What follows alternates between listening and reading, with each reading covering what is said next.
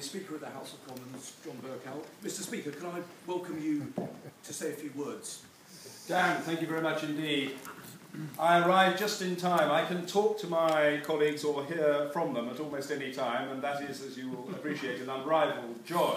But to come here and hear you is a joy still greater, and I've felt very fortunate to be present, to know something through Dan and others of the background, and then to witness such a magnificent and spirited and very, very, very high quality performance.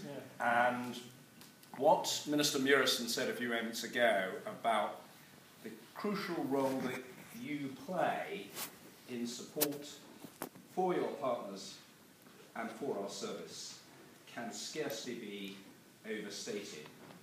It's always difficult because adjectives seem superfluous and you can ratchet them up as high as they go and it's probably still not adequate. I usually conclude that the best way in which I can pay my respects and demonstrate my support for your cause is to say that if you have thought it a worthwhile experience and you want to repeat it, you're very welcome to be recidivists and to come back to the Speaker's House after a reasonable but not excessive period.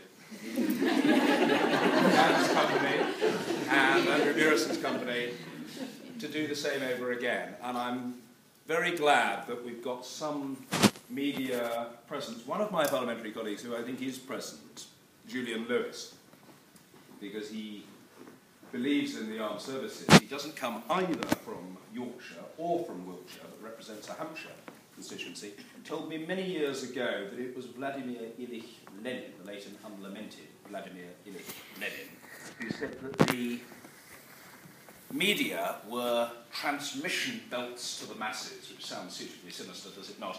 We prefer to regard them as magnifying glasses, who serve to highlight, in this case, good causes and outstanding work, and that is what I hope the photographic recollection of this event will serve to do. I hope that it will be covered in local media as a very human side to the story of Britain's commitment in Afghanistan, about which I know Dan could speak with more personal experience and empathy than almost anybody in the House.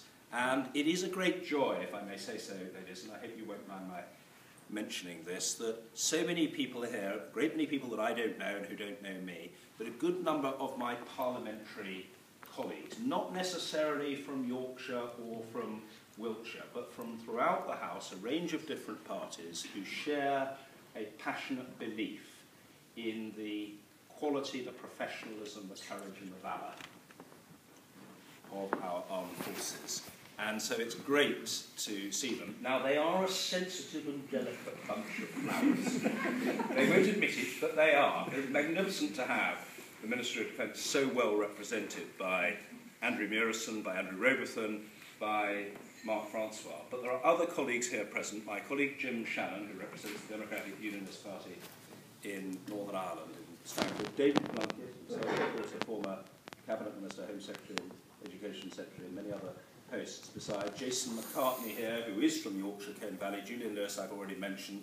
And some very senior members here. Sir Roger Gale at the back from Kent. Thank you, Roger, for coming. And James Gray from Wiltshire. And I believe my colleague Ian Paisley is here as well. And to any colleague whom I failed to see, how could I fail to see Bob Ainsworth, former Secretary of State for Defence. Bob, thank you. And Anne Taylor.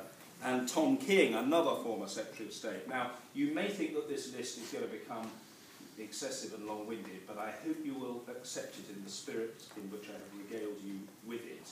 That is a mark of the enthusiasm for your work that we will feel and the way in which colleagues, irrespective of party or intake, or whether they're even still in the House of Commons or have climbed upstairs to the House of Lords, want to show their respect. So thank you for coming. I apologise for being slightly late, and I hope we're going to hear more of you.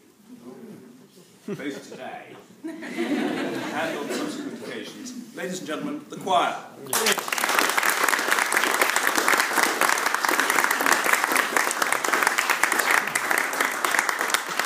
Thank you very much, Mr. Speaker. I'm sure we're all very very keen to hear another song, but before we do, I'm conscious that we've got, I think now, a hat-trick of ministers from the MOD, which is wonderful to see you here. Can I just invite the Minister, Andrew Robertson, to say a few words, and then we'll hear another song. Minister. Well, I think you'd probably rather hear another song than listen to me.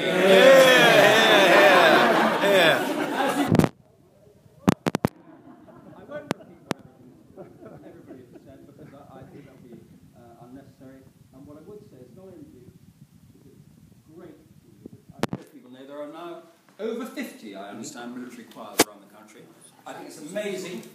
I think your ability and your talent is fantastic. And I think what is so good to hear is that actually, of course you can all sing, you're fantastic.